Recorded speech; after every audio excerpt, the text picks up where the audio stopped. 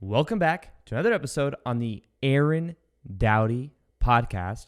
My name is Aaron Doughty, and today I'm going to be sharing with you 7 habits that have raised my vibration, not just in general, but from the inside out, it has transformed me, which means that this has transformed my sense of identity, how I show up in the world, how I interact with other people, and they're things that really made all the difference in the world for me. And for the purpose in sharing this episode and sharing these ideas with you is that maybe a few of them, if you were to bring into your life, would have a similar type effect. And let me also say that when I look at transformation in my own life, whether it was me working a job I hated to doing what I love full time, whether it was me having ADHD and feeling the pain of my past, thinking there was something wrong with me, to then letting that go and going after what I love and living literally my dream lifestyle now. The difference always came down to one thing. And that one thing is a daily action. It is a daily habit. And this is the reason I believe that is. When we talk about raising your vibration permanently, and remember, raising your vibration is about understanding that the more you let go of what's not you, the better you're going to feel, the better high vibrational thoughts you're going to be feeling. And when you do that, your reality becomes much more magical. You have more synchronicity. You find yourself around higher vibrational people. You are more aware of your own boundaries of what's acceptable, what's not acceptable, which is very self-empowering. But when it comes to permanently changing your vibration, the thing that makes all the difference in the world is the thing you do every single day. Because when you do it daily, it compounds over time. And you'll look at it like when you first started and you're like, well, this isn't making that big of a difference. But imagine doing something every day for 4 or 5 months instead of just every day for a week. It begins to compound over time, and you get better at those things that you're doing. That's part of it as well. You literally get better at it. When I got good on YouTube at making videos, it wasn't just because I was some naturally gifted speaker. No, it was because I put in the reps. It's because I continued to do it every single day. And by doing it every single day, eventually things started to click. I was like, oh, when I speak like this, it's like much more passionate. People are more engaged. I would then see the kind of topics I'd talk about and the kind of response I would get. And I'd be like, oh, if I talk more about this, then that'll be something that adds a lot of value to people. You're able to have more evidence as to what is working, what is not working. And that helps the process. So when it comes to these I'm also going to be sharing, the first one's going to be the most powerful one that's made the difference for me. And it's one that I've shared many times, but I want you to imagine right now that scale of consciousness that I've shared in many of my videos from the book called Power versus Force. And it's a book that I find very powerful, and it uses muscle testing to calibrate different levels of consciousness and calibrate things at a different level. So at the bottom, you'll see shame. You'll see guilt, you'll see fear, you'll see anger. Then you'll see neutrality. And then above neutrality, you got willingness, acceptance, reasoning, and love. Now, the lower vibrational emotions are at the bottom. Those normally are heavier, and they're based on what are called positionalities, which means that we have a certain perspective that's causing that to be there. For example, if you're angry at someone, somebody did something they shouldn't have done to you, or something's not going according to the plan of how you believe it should go, there's a position there. There's a perspective there that's causing the anger. Same thing with the guilt, same thing with the shame. However, a lot of times when you heal that perspective, you look at it from a new point of view, you then begin to heal it in general. Now, as you look at this scale of consciousness, you'll eventually see shame, guilt, fear. Above fear, you'll see anger, and then above anger, neutrality. Neutrality, think of it like a 0. It's where things are fundamentally neutral. And what happens is the power of observing your thoughts automatically raises you up to that level of 250. Now, this scale of consciousness goes from 0 to 1,000. 1,000 is like Avatar, Enlightenment, Buddha, Jesus, Krishna status. It's like I phase in and phase out of this reality when I please type thing. And at 500 is love. At 400 is reasoning. At 350 is acceptance. And then at 300 is willingness. That's like willpower. It's like when you go to a Tony Robbins thing, you're like, yes, I'm going to accomplish this. Yes. And that's kind of like the perspective of that. And that's the scale of consciousness. And the thing that changed my life the most is I used to tell myself a story that I had ADHD. And not only did I tell myself that story, but other people told me that about me. I worked at Nordstrom's in women's shoes. I had a lot of energy. I'd be messing with customers sometimes. I'd be using accents. I just had a lot of energy. If I took 2 or 3 shots of espresso, I would calm down. I'd be super calm. I'd be like this. But normally, I'd be like moving around a lot, have a lot of energy. So the reason I say that is because there was a certain story that I had around that, and I agreed to the story the doctor told me. I took Adderall for it, which is the prescription drug that they give for people that have what it's called ADHD. And the harsh side effects of Adderall, you don't eat very much, you don't sleep very much. I was like, hey. That's exactly what I was like. I was like, hey. I was like, okay, I started doing more research to find something that didn't have such harsh side effects, and I came across this thing called meditation, which at first I thought was like very, not woo-woo, but just like, kind of brushed it off, like meditation. Why would I want to do that? Sounds like a lot of, it sounds boring, first of all, just sitting there observing your thoughts. But what ended up happening is out of desperation, a lot of people that go through a spiritual awakening, they go through times of when they're like, okay, there's just no other option. There's nothing else I'm finding on this. I don't want to take another prescription drug thing to fix this. And what I did is I said, okay, I'm going to learn this meditation thing. And the first 2 or 3 days of meditating, no great results really at all. If anything, I felt even a little bit worse the first day because I was judging myself for thinking negative thoughts. I would start thinking negative thoughts. Oh, there's these hot air balloons that come outside, that are outside every morning at like 5 or 6. This is early in the morning right now. That's when I've been getting up at like 5:30. If you're on my Instagram, then you'll see on Instagram I get up every day at 5:30 or 5-ish sometimes, and then I meditate, and then I go in the cold plunge. And when I'm out there in the cold plunge, I see these hot air balloons floating around, and they normally come around about 6. But I'm looking outside right now, and there's these hot air balloons. I really want to get on one, and I want to do it. But they have like 2-3 week waiting list to be able to do it. So I have to find out when I'm getting ready to go back to Vegas here at the middle of next week. I've been in Sedona for like a month now without going back to Vegas, and I'm going to go back to Vegas for a couple weeks and then come back. So I kind of enjoy having the contrast because the energy in Sedona is so powerful. But it's nice to have a little bit of a break from it every now and then to go back into a bigger city, be around a little bit more people and stuff like that. But anyways, back in 2012, when I went through my spiritual awakening, there was the part of me that wanted to learn meditation. I was judging myself for the thoughts I was thinking. I was like, oh, don't think negative thoughts. Don't you know about the secret, the law of attraction? If you think negative thoughts, you're going to attract more negative things. Then it becomes a self-perpetual thing. But the second or third day, something switched in me. Instead of trying to control my thoughts and feeling resistance if something came up, I then began to observe them and just let them be there, not try to control them at all. I just let the thoughts be there, just chilling. And as I just let them be there chilling, guess what happened? The resistance began to go away, and I started to feel this spaciousness inside of me that I had never felt before.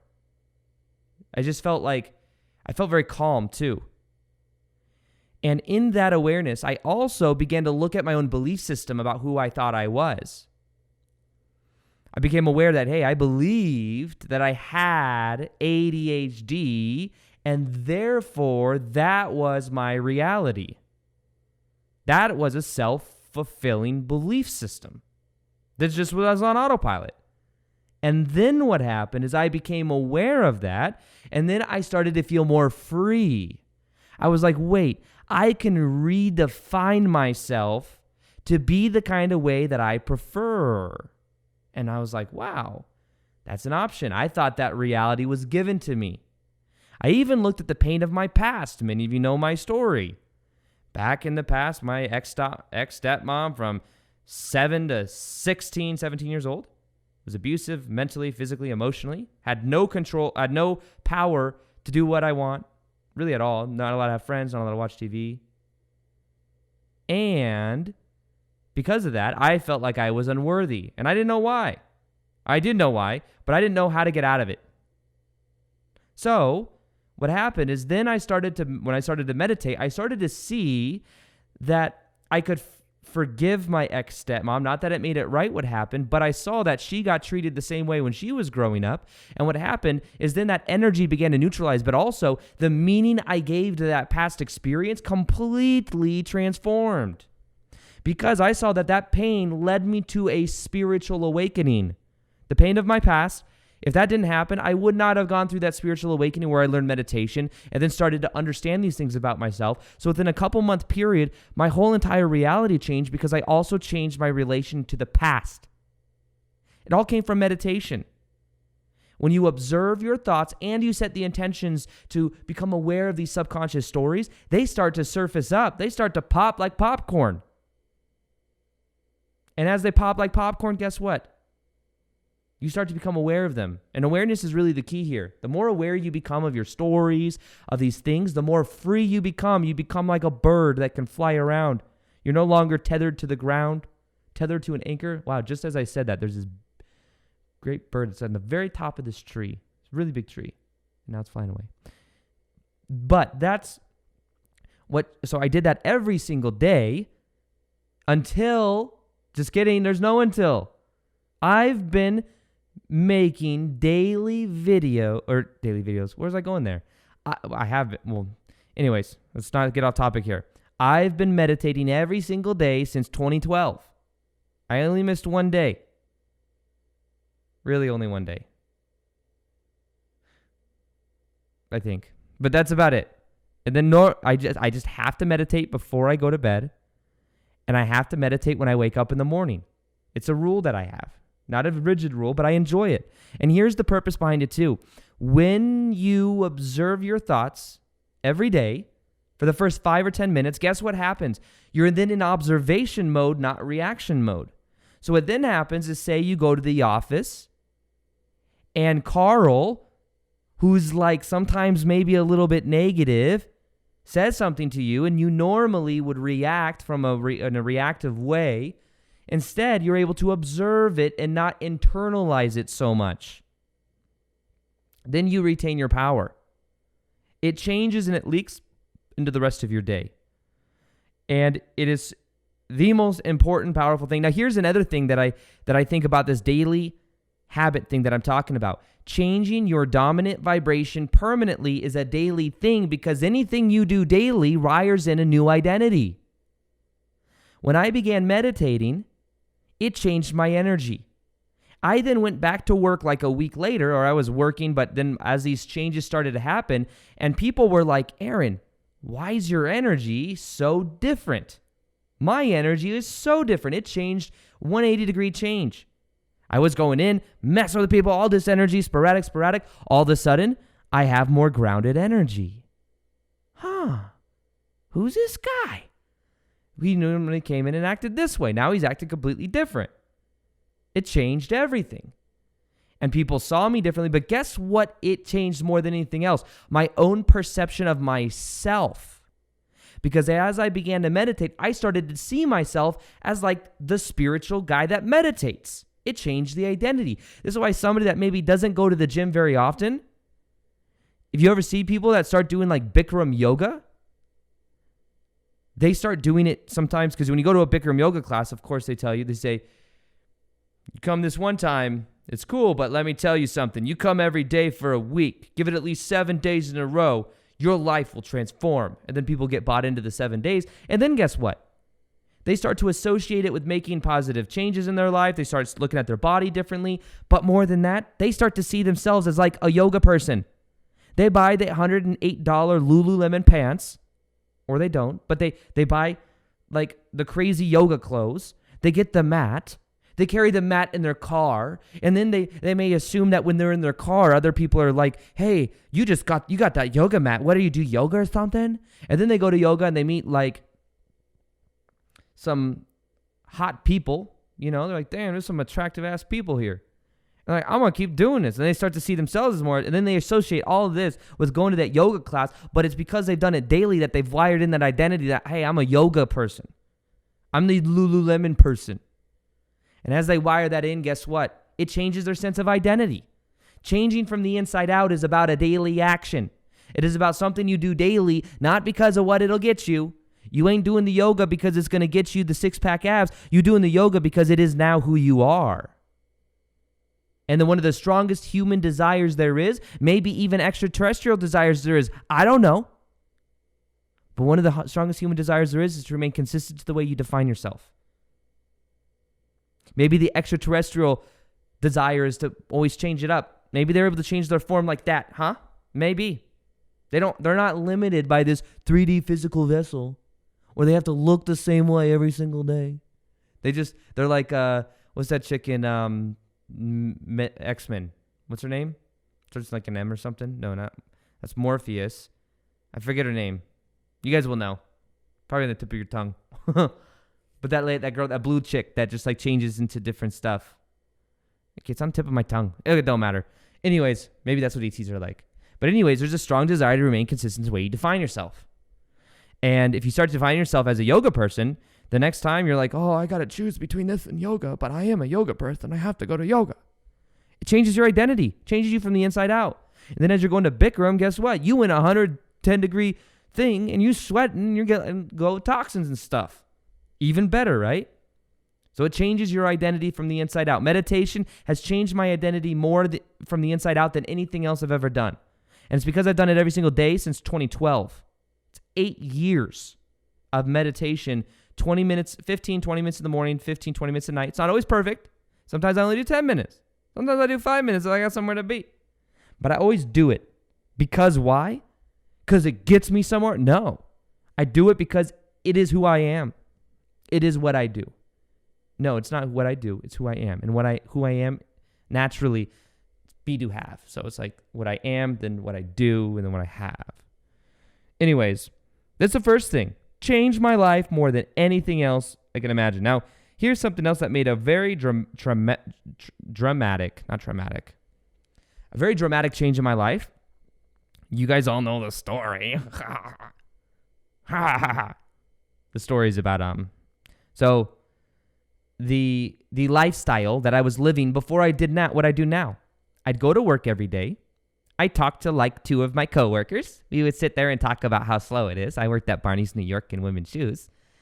And what we did is we'd stay around all day and we just talk to each other about how slow it is. We're like, look, there's not that many customers here. Nobody wants to buy a $1,200 pair of shoes today. Wow, this is interesting. Let's have conversations about like their kids. And I don't have kids, so I'd sit there and talk about like my life. And we just like to have same conversations over and over and over again. And it was freaking awesome. And then we'd get in trouble if we were on our phones, but it was so slow that it's like, what else are you supposed to do, Just like stand on the floor for like 8 hours a day? Sounds kind of boring, right? Yeah, it was boring. And my reality was equal to me working a 9-to-5 job. My thoughts, my emotions, and my actions were equal to me working a 9-to-5 job. A 9-to-5 job. I worked a 9-to-5 job. And that was, my reality was equal to that. My internal reality was equal to that. I didn't think I was really capable of much more, to be honest. You know what? I was actually more into like the secret phase where I watched The Secret. I actually watched it a long time ago, but I was like, I'm getting more into this stuff. What I'm going to do is I'm going to study this stuff and I'm just going to manifest things like a crazy. I'm just going to be a magical manifester. So what I did is I was magically manifesting the reality I want. And what I thought I was going to do for that, I was like, I had this romantic idea in my head. I was like, you know what's going to happen? Tony Robbins himself is going to come into Barney's New York with his wife, Sage, and they're going to buy some shoes. And when they buy these shoes, this is what's going to happen. They're going to see me, and he's going to have this aura reader. He's going to be like able to read auras and shit, right? And he's going to look at me, and he's going to go, wow. That guy has so much potential. Like, even though he's only selling shoes right now, and I could tell he's not passionate about it, because there's nothing wrong with selling shoes, by the way. If you're passionate about it, go for it. But he's not passionate about it, but guess what? He's got this inner potential that he just hasn't realized yet. So what I'm going to do is I'm going to train him myself. Yes, I'm worth $500 million and I'm extraordinarily busy in life, but I'm just going to mentor this guy for free. That's like what my mind thought. So I was like in this state where I wasn't really taking action on my passion. I knew I wanted to make videos. I knew I wanted to help people, but I just didn't know what to do. So I just continued to work my 9-to-5 job, my 9-to-5 job. And what happened is I, like, for 2 years, literally, I was like, I know I should be on YouTube. I know I should be sharing ideas, but I don't know how to do it. Or I am not qualified. I'm not ready. All these like limiting self-sabotaging beliefs that keep us in autopilot. And then basically what happened is I had like a wake-up call. You guys ever have a wake-up call? You know, here's the funny thing about life. Everything, literally everything is fundamentally neutral. It has zero built-in meaning other than the meaning we give it. But we can give certain things different meaning and then use that as a template to shift our reality to completely new reality.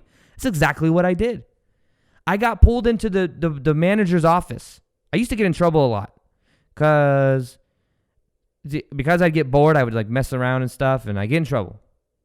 One thing I did is, I've already told this story, but I started this thing where everyone in the department would say the word belly button. I know it sounds stupid. I get that.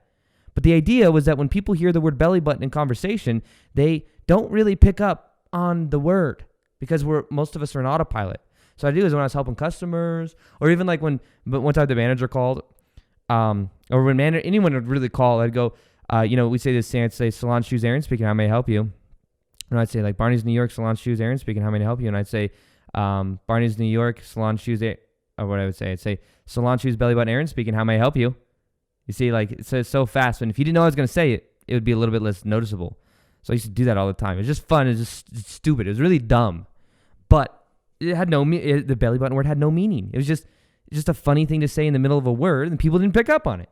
So I started doing that at the job, selling women's shoes, and eventually it caught on to like these other coworkers I worked with, and we all started doing it.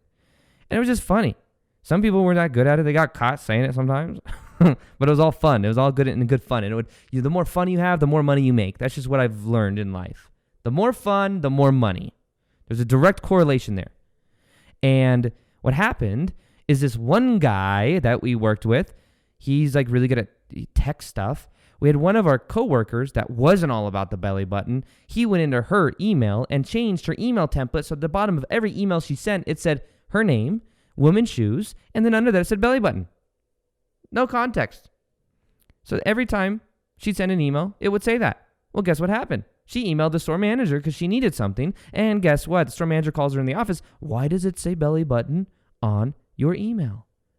She goes, oh, this is a stupid thing they're doing downstairs. They're just doing this stupid thing where they say belly button. And I think they thought it was me because I started the belly button thing. So then we get called up to the office, and we all get told that if you ever say the word belly button again, you're going to get fired. Done. It's like, dang, it's kind of a harsh punishment for just saying the word belly button. But, okay.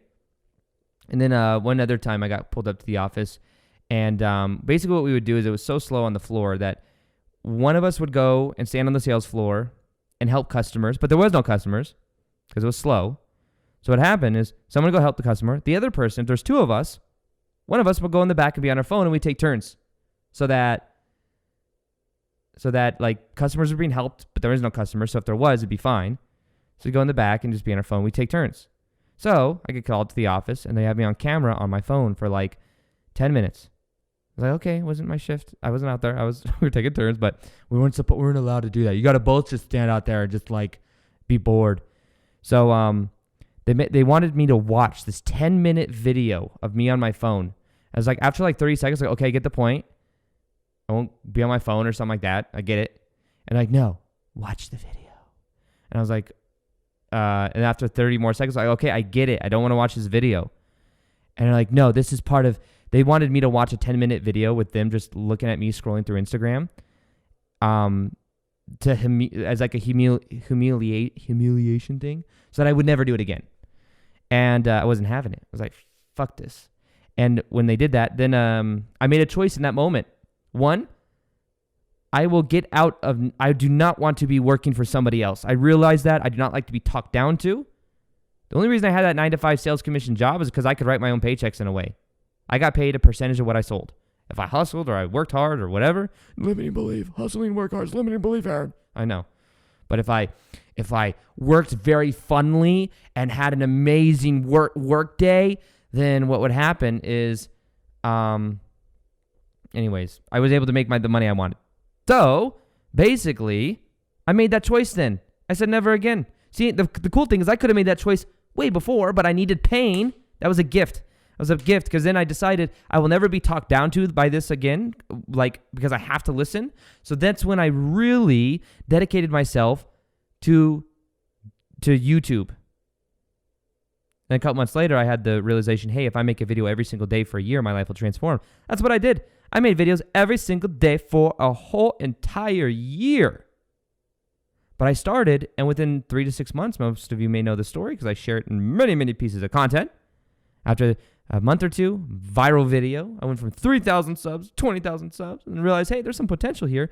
And then by August 2017, when I started going daily in February 2017, by August 2017, I put in my 2 weeks, never had to go to a 9-to-5 job again, and I never will. You know why? Because I work for myself now. And any of you could do it as well. All you got to do is commit to the new identity. Because if you do something every single day, me making a video every single day right when I wake up in the morning has changed my identity profusely. Is that a word? Profusely. Because you want to know why? Do you know what the biggest key was? I realized in order to make my side hustle my full-time, I had to treat my side hustle as my full-time vibrationally, which means I made videos every single day. Wasn't always easy because sometimes I'd get home from work because I worked on the strip at midnight. I would film a video. I would edit the video. I would schedule the video. I'd make the thumbnail, and then I would go to bed, and then I'd do it all over again.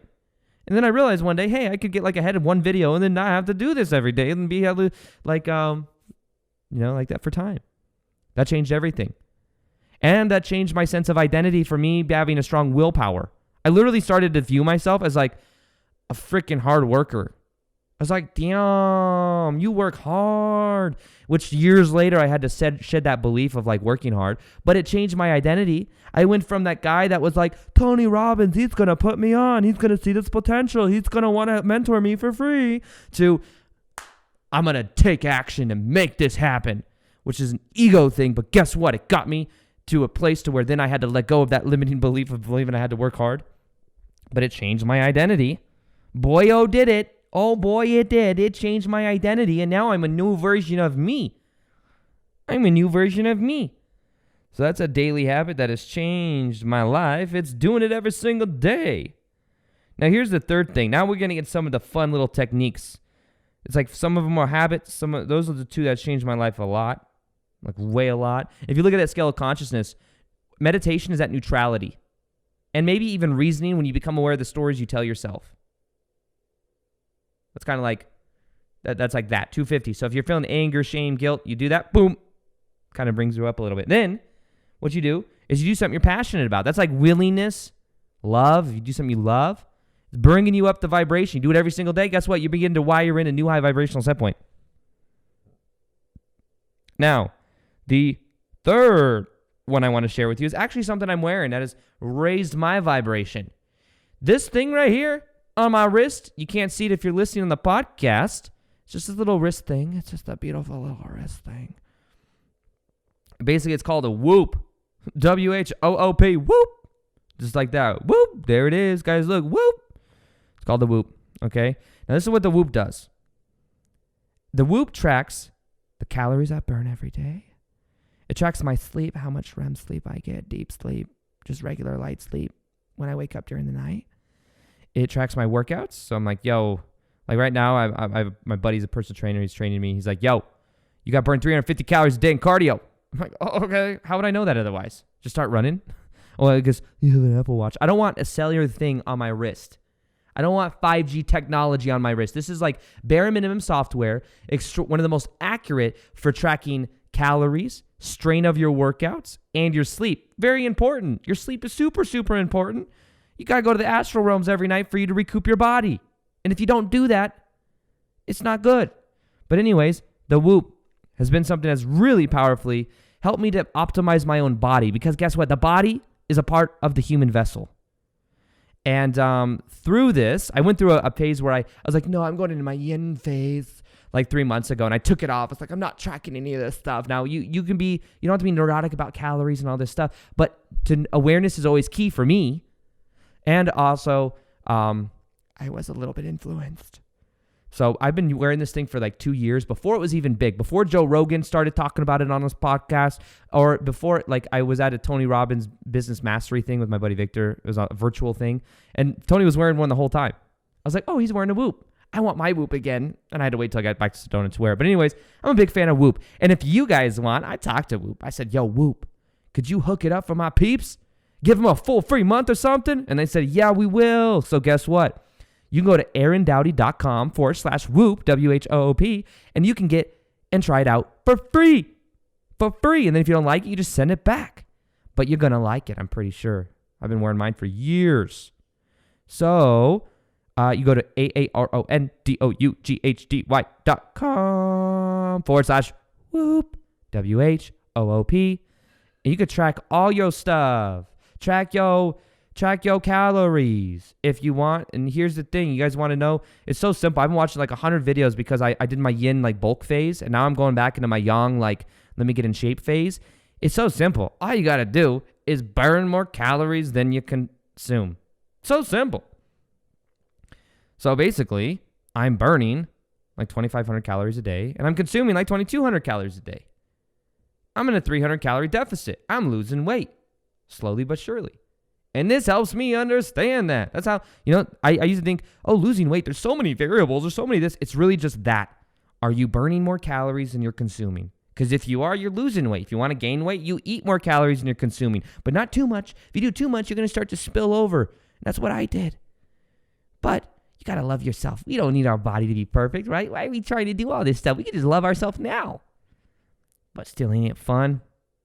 I like to optimize different things. So yeah, anyways, optimize it by going to aarondoughty.com/whoop for 1 free month.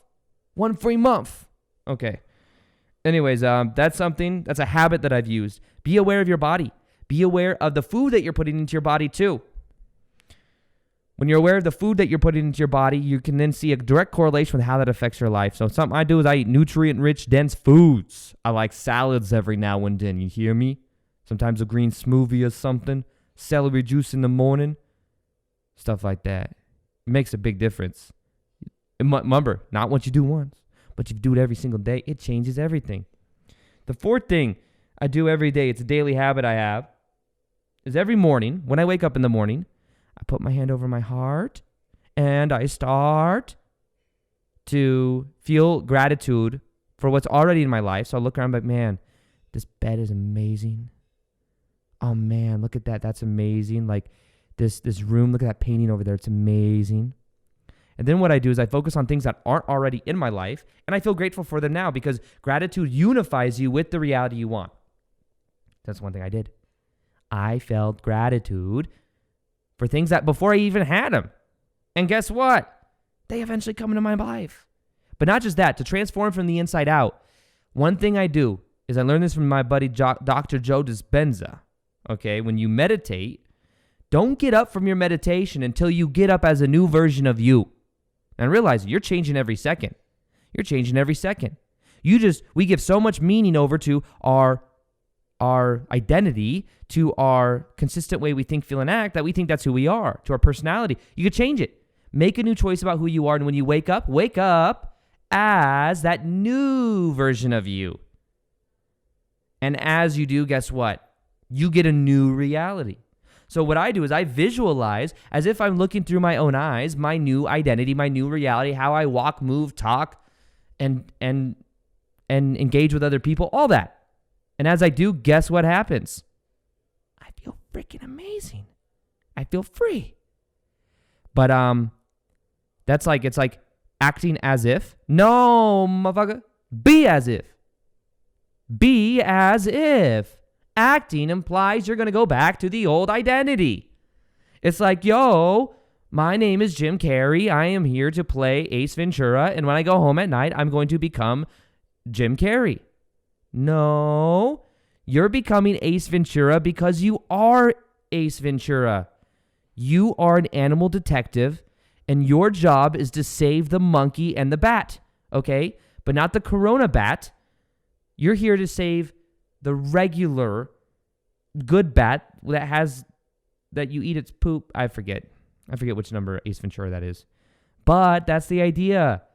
If you're going back to the old identity, then you're acting. You don't got to act. You just got to be. Be it to see it.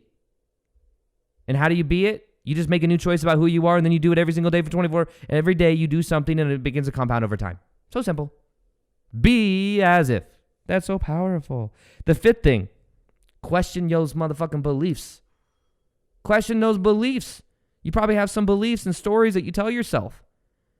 And those stories keep you in autopilot. I remember when I was first getting on YouTube, I was like, okay, I'm going to get on YouTube and this is what I want to do. But I was like, wait, am I credible? Can I be talking about law of attraction if I still have a 9-to-5 job? Oh, I'm not credible. No. I question that story. Why do I believe this? Can I learn with where I'm at? Every day I start at 0 commission. I can talk about different energies, how I feel, how I'm showing up, what my goals are for the day, and what the results I get. I can still, share these ideas. I don't have to be like, what is his name? Joe Vitale or anything in order to talk about it. Do you know what I mean? That was a realization. So question your stories. You have many stories that come up. One of the most powerful ideas that I've ever shared on my channel is that everything is a self-fulfilling prophecy. If you believe it to be true, then it is.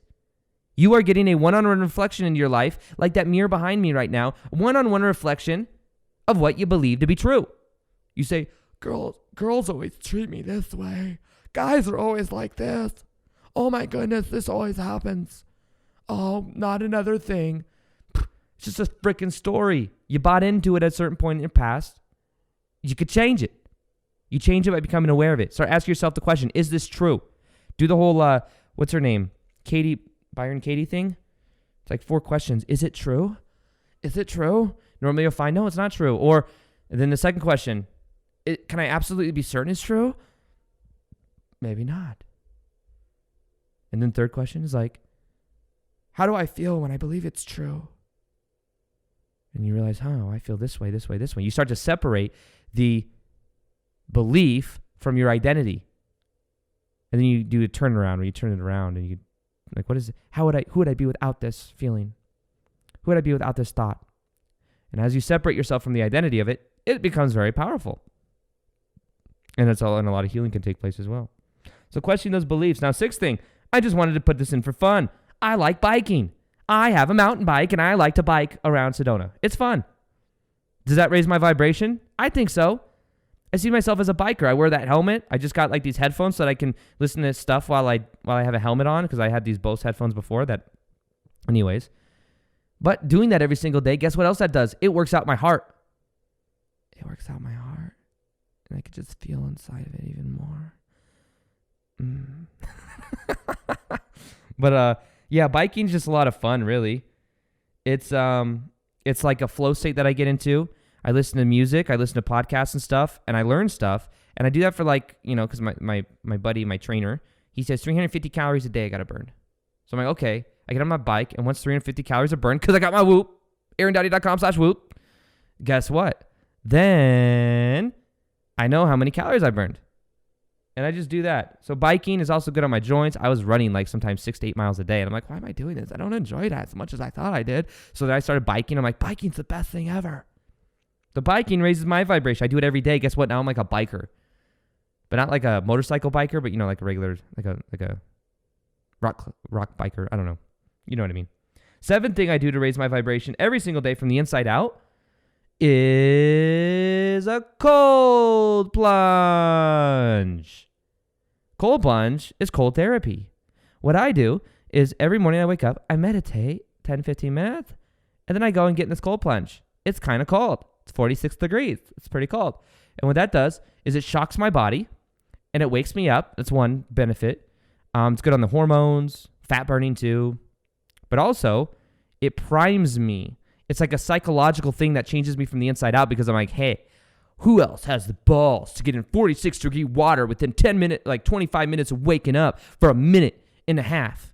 Not a minute and a half. More like a minute, 10 seconds. No, a minute, 20 seconds on average. And that then primes me, anchors me into then going to do my video for the day. Or like this, I'm doing a podcast right now, and it primes me for that. So yeah, that's like when you do it consistently, you start to change the way you see yourself. Because you know a lot of your buddies and friends, and here's another freebie as well. You want to change your identity? You want to change yourself from the inside out? Get up every single day at like 5 or 6 instead of like 7 or 8 or 9. You'll have more time for yourself, and it just changes your identity because you know most of the motherfuckers be sleeping. They sleeping. So when they sleeping, guess what? I'm like, damn. I'm getting like, by the time they wake up, man, I've already got like a whole bunch of stuff done. I'm like going to the gym and stuff. I'm like doing what I want to do. It's like a different mentality. You get up every single day, it will change your identity from the inside out. Not anyone really wants to do it, but you only don't want to do it for the first like week you do it, and then you do want to do it because you get up every day and you feel great about it. So that's like another really powerful thing. But what do you do to raise your motherfucking vibration, huh? Your guys, oh my God, Aaron's cursing. It's so low vibe when he curses. I know what you're thinking. But I like to be free and say what I want. Anyways, so these are ways that I raise my own vibration. What are ways you raise your vibration? Let me know on Instagram. Maybe you could just screenshot this on Instagram, and what you could do is you could share it on your story, and then I'll be resharing them. And let me know what you thought of this episode. Do you like the flow of it? Do you like the energy of it? It's a little bit different than usual. I decided to just express my voice a little bit more and have a little more fun. So if you like it, let me know. If you didn't like it, also let me know. Because I'm just here to please you, okay? I just want to people please you. I just want you to be happy. I want you to listen to the podcast episode and enjoy what I have to say.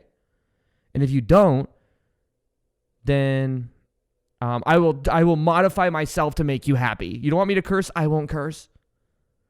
Just kidding. I'm going to do what I want. But I love you, and I honor you and your experience. Namaste, everyone. All right, guys, I love you. Thank you for watching, and I will talk to you guys on the next episode. Peace. Much love.